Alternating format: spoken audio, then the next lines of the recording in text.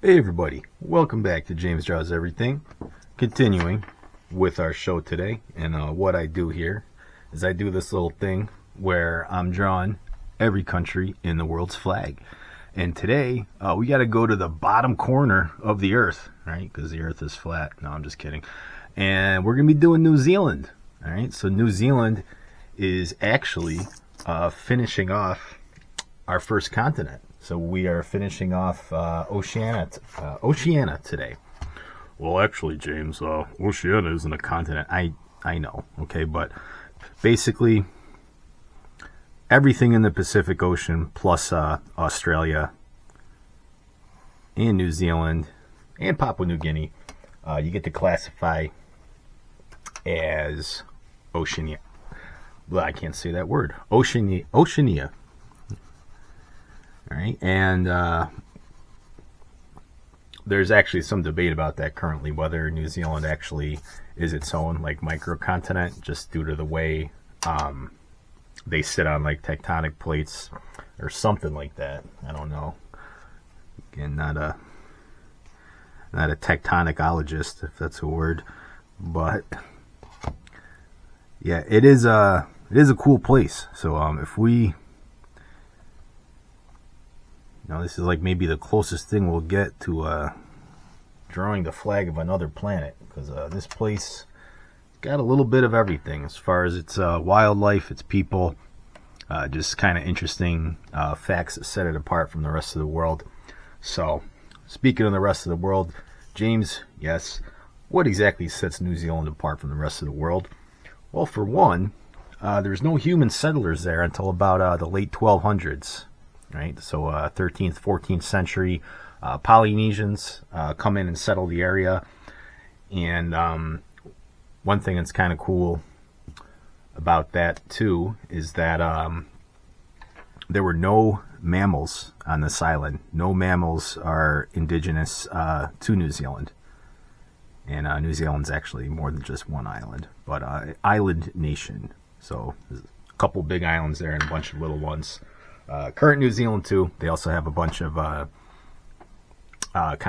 territorial possessions and some disputes elsewhere in the Pacific, but we'll get to all that. So yeah, no mammals there. Well, that's kind of boring, right? Well, not really, because they had giant BIRB.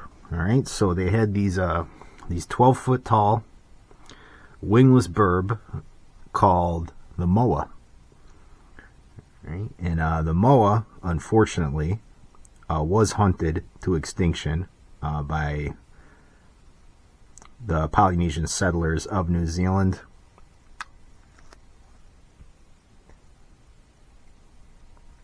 And that's the Maori people. That's what they eventually became called. So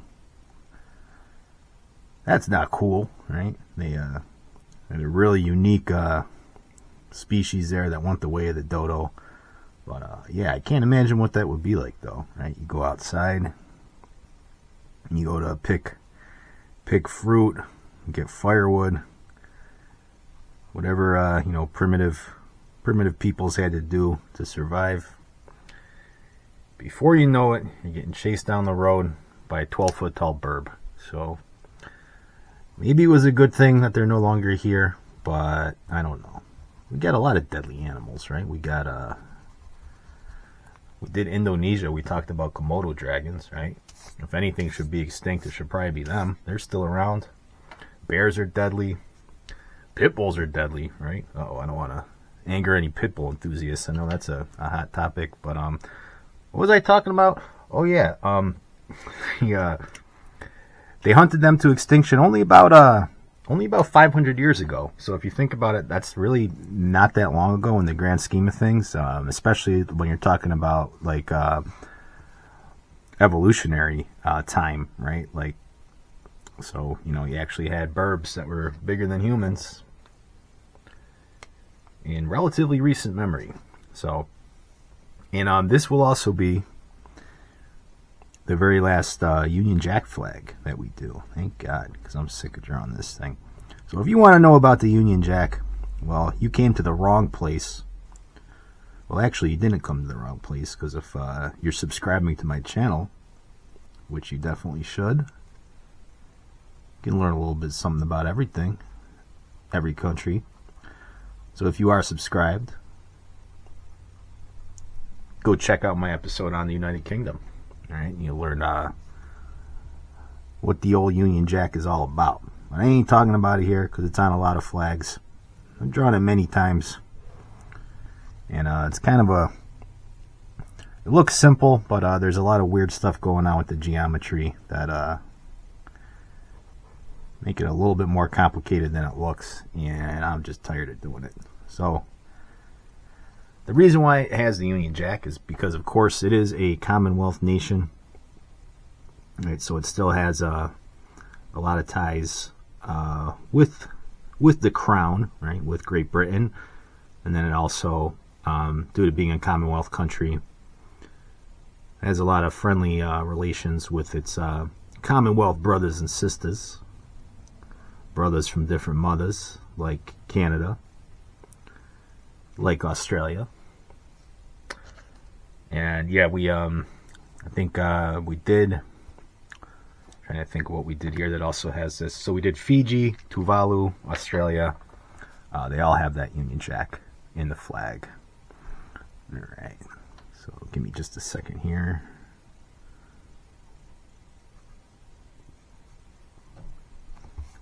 Make sure I get my proportions just about right.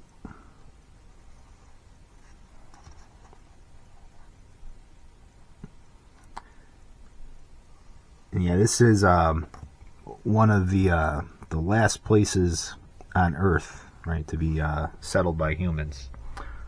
So when they talk about Australia, you know, being down under, well, this place is even more downer and under than Australia. And it wasn't discovered by Europeans until like around the 15th, 16th century. The Dutch explorer, Abel Tasman, he was the first European to see the islands in 1642, but he left after an encounter with the local Maori, and it was not a friendly encounter, so they named it Murderous Bay, right? And then it's no longer called that, because that's not very good advertising, right? But, so he shows up, he bounces, he says, I'm tired of this murder, this murderousness. And then, nobody else goes there for quite some time. So the Dutch only had a cup of coffee there, a cup of coffee, a brush with the natives, having a brush with that cup. And then nobody really, kind of starts settling in here until the British arrive. All right, so the legendary explorer James Cook, he comes to New Zealand in 1769, and then he's followed by a bunch of whalers, sealers, traders, seal clubbers, bunch of nefarious types. No, not really. Just a bunch of explorers, right?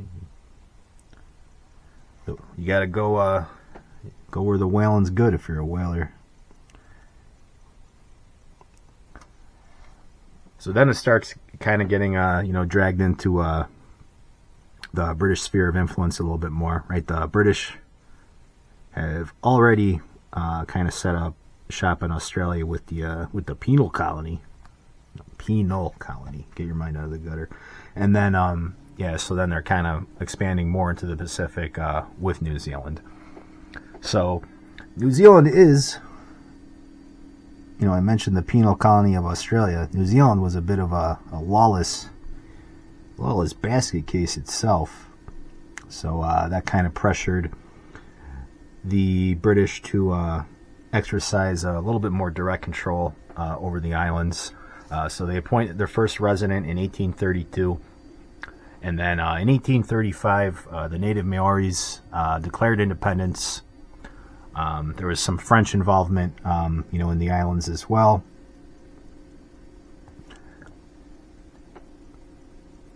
And that caused, because, remember, the British and the French kind of shaped the world, right?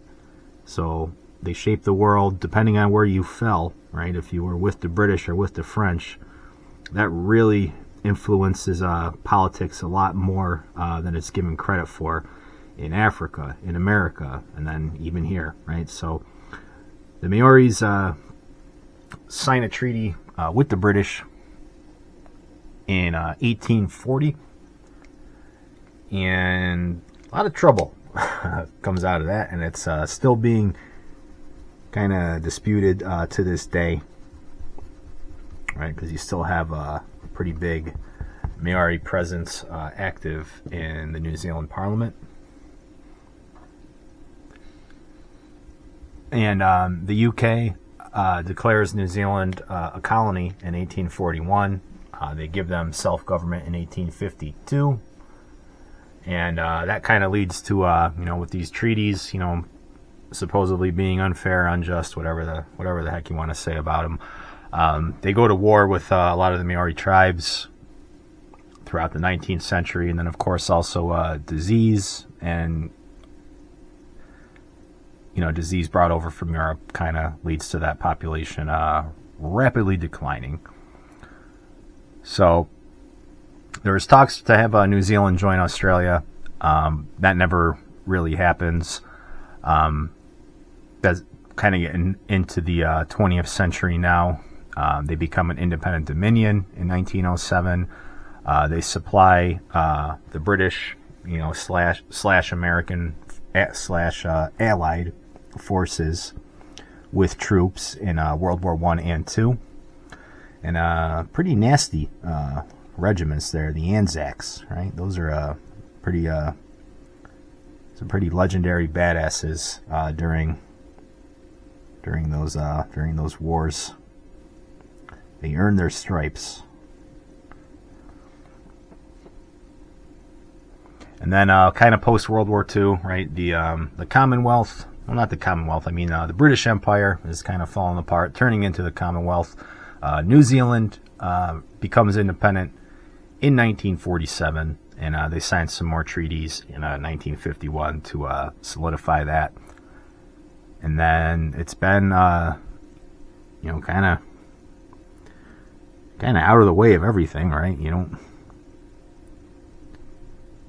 have too much going on as far as like geopolitics in New Zealand, right? So it is a very, very nice, peaceful place to live. And again, if you're into, if you're into nature, if you're into all that good stuff, you definitely would like New Zealand, because it's probably one of the most beautiful places of the world, which led to the Lord of the Rings movies actually being filmed there. So if you're into that kind of stuff, New Zealand should probably be on your bucket list for places to visit. Right? Go see the real life Middle Earth. And yeah, those movies actually did lead to a lot of tourism in New Zealand. Pretty big booming tourist industry. Okay. So yeah, as far as like where they are now, too, there is still Maori populations there. Kind of have like some of the similar issues that like Australia has with like the Aboriginals, right? So a lot is spent on social services, and of course, it's never enough, right? Grievance politics. So grievance politics are pretty heavily played in New Zealand by the conquered Maori peoples. But again, if you watch my United Kingdom episode where I explain the Union Jack, being conquered by the British, those of Anglo descent, is much different than pretty much any other conqueror, right, in human history, because they're still there. And I attribute that to the Anglo kind of tradition of pacifying your enemies, right? And that goes all the way back to Alfred the Great, right?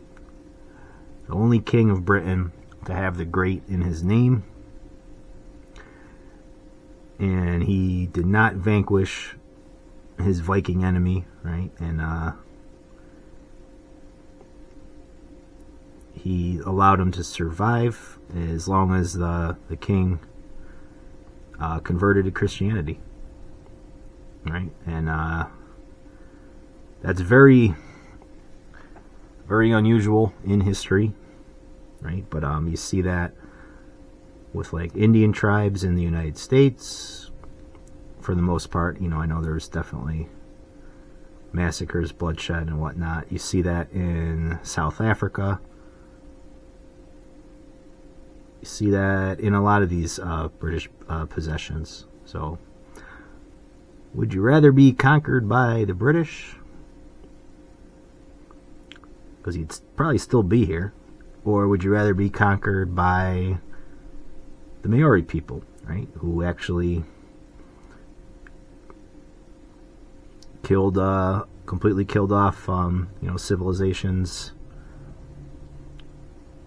prior to them being there? So, because remember, it was just more than one Maori civilization. So you choose, right? What is the right answer? But yeah, that's my thoughts on that particular subject, because that is a hot spot, or a hot talking point in New Zealand politics, right? Whenever the Maori, because they have representatives in the parliament, so they'll get up and they'll do their little the Hakua dance, or probably not even saying that right. But yeah, they perform that in Parliament, and yeah, so they want more free gimme that's, right?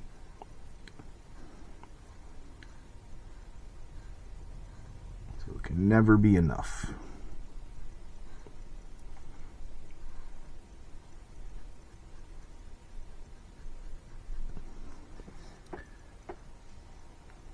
All these Pacific Island Union Jack flags, they'll have some weird kind of constellation on them. This one, though, the stars actually are in they're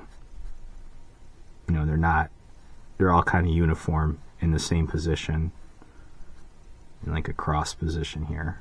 So yeah, some of them are really weird with all the stars kind of pointing in different directions. And New Zealand, you made my job a little bit easier, so thank you for that. All right, so let's just take our marker here, so I'll make sure that dries off. Put some heavy blue on that one. We'll just go ahead and do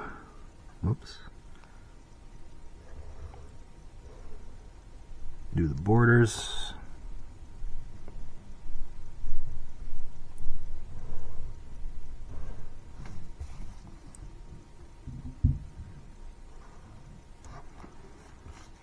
And with that, Oceania is done. The Union Jacks are done.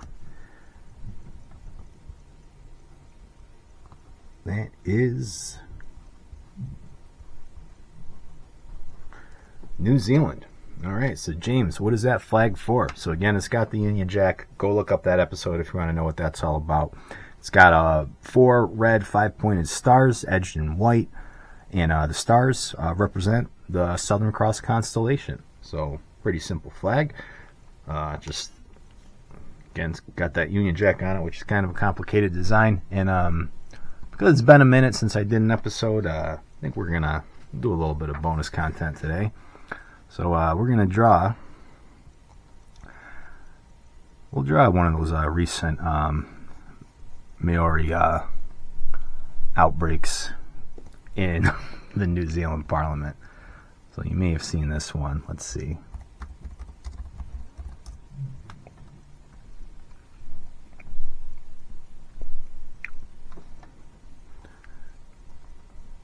Okay, let me get my pen out.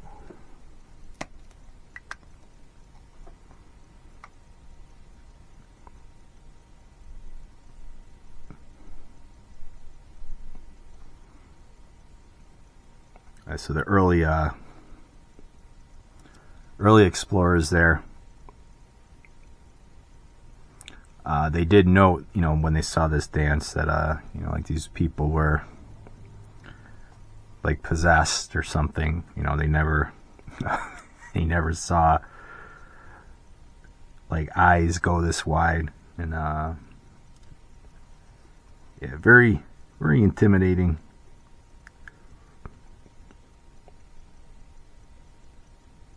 There was some cannibalism there as well, but we don't clutch our pearls here. It's just the way it goes. But yeah, that was a big aspect though of a lot of early sort of European colonization, when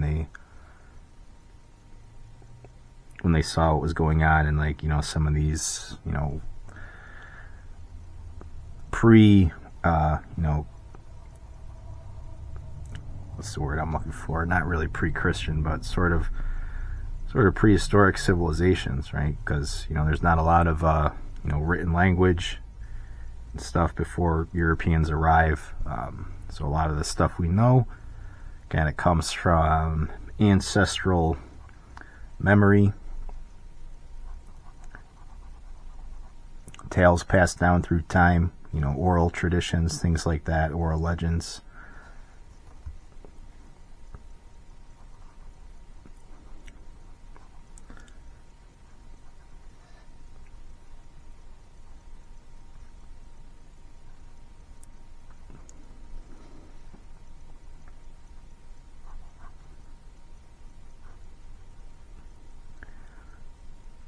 And now I don't know the name of this Parliament member. It just it came to mind when I was drawing this, because I definitely remember seeing this all over Twitter, all over the the usual spaces.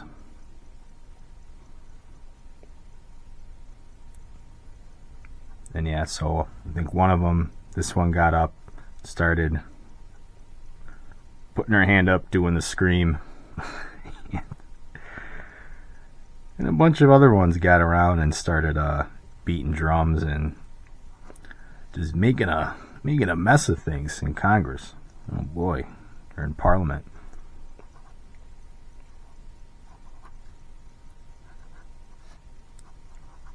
So that's the haka. Apologies if I got that wrong, but I don't think any Maori people are probably watching my content. But if you are, like, comment, and subscribe. So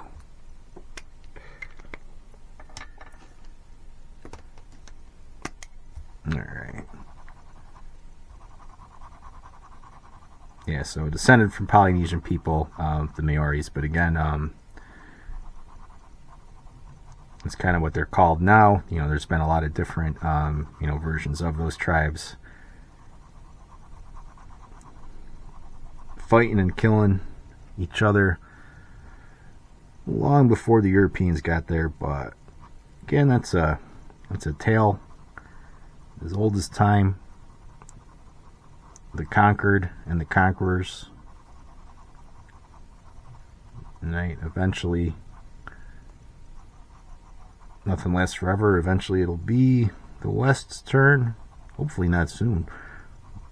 But yeah, so nobody's special in that regard as far as your grievances. And again, the Maori could be completely extinct, but if they were conquered by, say, another part of the world, right?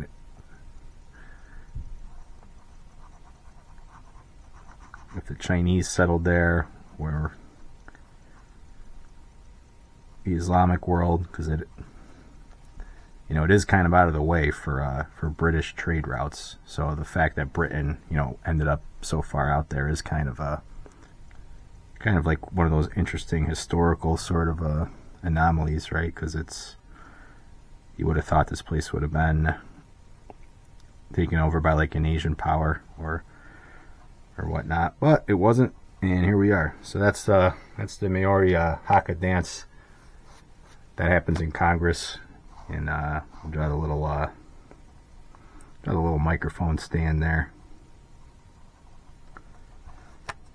And yeah, and that's New Zealand, and that's the start of the haka, and yeah, you can go watch that if you want. And James Wood, maybe, you know what, I can fix her, I think. Okay, get way off track here. I can fix her. Those 4 words have caused man more pain and suffering than any war and any disease all combined in history. So with that said, I gotta get out of here. All right, like, comment, and subscribe, and I'll catch you on the next episode.